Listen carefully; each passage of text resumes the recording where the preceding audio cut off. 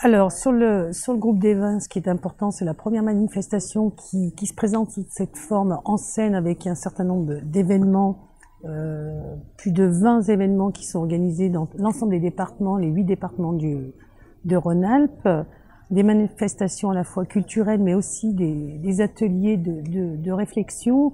Aujourd'hui, nous, on est réunis plutôt sur de la réflexion avec la question, tous d'accord, point d'interrogation, pour une politique artistique et culturelle territoriale partagée. C'est le débat sur lequel on s'est arrêté là depuis le début de l'après-midi et qui va être poursuivi incessamment sous peu.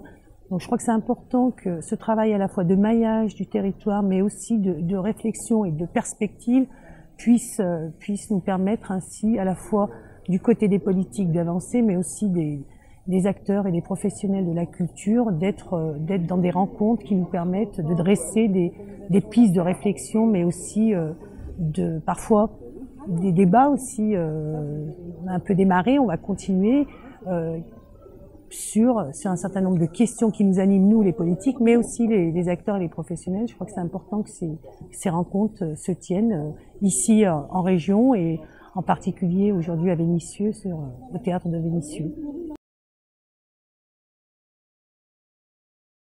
C'est un dispositif, notamment sur le court-métrage, qui est largement engagé. J'ai eu l'occasion de me rendre d'ailleurs au cinéma Le Zola avec la nuit du court-métrage. Il y a un certain nombre d'actions et de projets qui vont se tenir sur l'ensemble du territoire de Rhône-Alpes.